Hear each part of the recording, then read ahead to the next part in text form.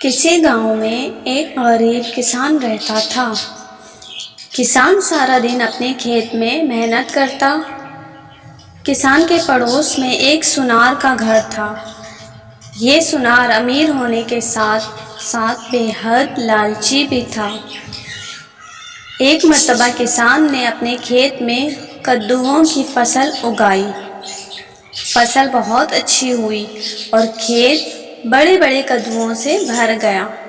ایک کدو تو اتنا بڑا ہو گیا کہ اس جیسا کدو پہلے کسی نے نہیں دیکھا تھا۔ کسان بہت خوش ہوا اور اس نے سوچا کہ کیوں نہ یہ غیر معمولی کدو بادشاہ سلامت کو پیش کر دوں۔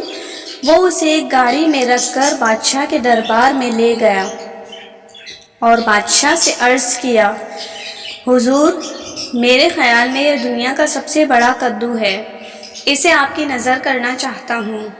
بادشاہ اس نایاب کدو کو دیکھ کر بہت خوش ہوا اور وزیر کو حکم دیا کہ اس کدو کے برابر جواہرات تول کر کسان کو دے دیے جائیں۔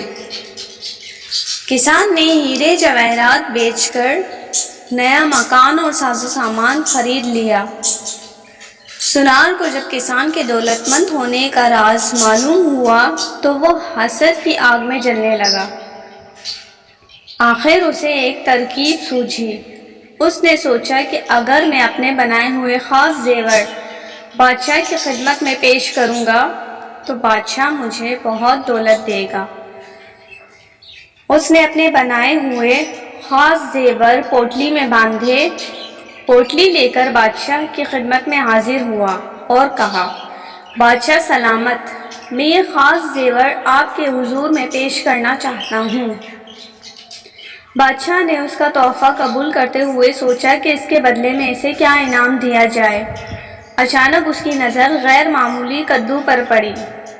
بادشاہ نے اسے کدو دیتے ہوئے کہا، میرے دربار کی سب سے نایاب چیز یہ کدو ہے جو ایک کسان لایا تھا، میں تمہیں یہی کدو عطا کرتا ہوں۔ سونار یہ سن کر بہت سٹپٹایا۔ اس نے لرزتی ہوئی آواز میں بادشاہ کا شکریہ ادا کیا اور گھر کی طرف چل دیا۔ اس کے ذہن میں یہ جملہ گونج رہا تھا، لالچ بری بلا ہے، لالچ بری بلا ہے۔ ہاں تو پیارے بچوں، دیکھا سونار کو لالچ کی کیا سزا ملی؟ کبھی بھی لالچ نہ کرنا۔ اور اس طرح کی مزے کی یمی سٹوریز دیکھنے کے لیے میرا چینل یمی کارٹون فوراً سبسکرائب کریں۔